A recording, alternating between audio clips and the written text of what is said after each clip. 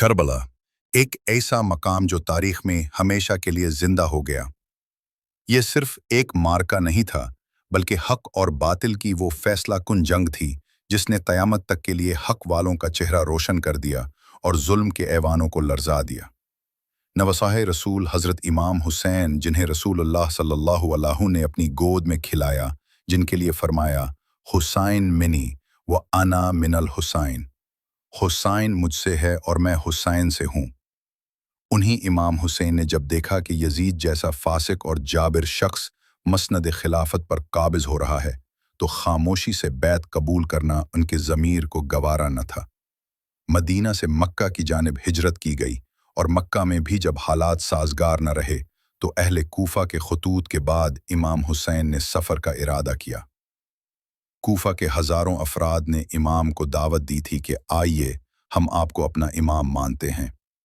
लेकिन वही कूफा, वही लोग जो हज़रत मुस्लिम बिन अकील की शहादत पर खामोश रहे, वही बाद में इमाम हुसैन से मुंह मोड़ गए। इमाम हुसैन अपने अहले बैत के साथ रवाना हुए। उनके साथ छोटे छोटे बच्चे, ख़वातीन, जवानाने बनी हाशिम भी थे। रास्ते में जब हुर बिन यजीद का लश्कर मिला तो इमाम हुसैन ने उन्हें साफ फरमाया कि मैं फसाद के लिए नहीं, इस्लाह के लिए निकला हूँ। लेकिन यजीदी फ़ौज ने उन्हें आगे बढ़ने से रोक दिया और यूं इमाम का काफ़िला करबला के मैदान में ख़ैमा ज़न हुआ। ये मुहर्रम का महीना था, हरारत सहरा और तपती हुई ज़मीन। इमाम ने कोशिश की कि पानी तक रसाई रहे, लेकिन 7 मुहर्रम को पानी बंद कर दिया गया। नन्हे बच्चे, औरतें, बीमार लोग प्यास की शिद्दत में तड़पने लगे। हज़रत अब्बास मिशकीज़ा लेकर निकले, पानी लाए, मगर खुद एक कतरा भी न पिया, क्योंकि ये काफ़िला दुनिया के लिए जीने नहीं बल्कि दीन के लिए मरने आया था। 10 मुहर्रम की सुबह आई, आशूरा का दिन। इमाम हुसैन ने नमाज फ़ज्र पढ़ाई, खैमों के गिर्द खंदक खिदवाई, आग जलाई ताकि हमला एक तरफ से हो। इमाम ने सबको बैत से आज़ाद कर दिया, मगर कोई पीछे हटने को तैयार न था। सबसे पहले यजीदी लश्कर के दिल लरज़ उठे, क्योंकि मुकाबिल सिर्फ चंद दर्जन जानिसार थे, लेकिन जज्बा ऐसा कि आसमान भी झुक जाए। एक एक करके इमाम के साथी शहीद होते गए। हज़रत कासिम, जो हज़रत हसन के बेटे थे, दुल्हन की उम्र के थे। इमाम ने उनके लाशे को गले लगाकर आसमान की तरफ देखा और कहा, ए अल्लाह, तू गवाह रहना कि हुसैन ने अपना कासिम भी तेरे दीन पर कुर्बान कर दिया। हज़रत अली अकबर, इमाम हुसैन के जवान बेटे, जब मैदान में उतरे तो दुश्मनों ने कहा कि हमने रसूलुल्लाह को कभी नहीं देखा, मगर अली अकबर को देखकर उनकी याद ताज़ा हो जाती है।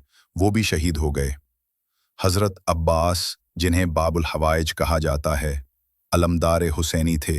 जब उनके दोनों बाजू कलम कर दिए गए तो उन्होंने दंदानों से मशकीज़ा थाम रखा था। वो भी शहीद हो गए, मगर पानी खेमे तक न पहुंच सका। अब इमाम हुसैन तन्हा रह गए थे। वो एक मजलूम, प्यासा, जख्मी, गमज़दा मगर साबिर मर्द मैदान थे।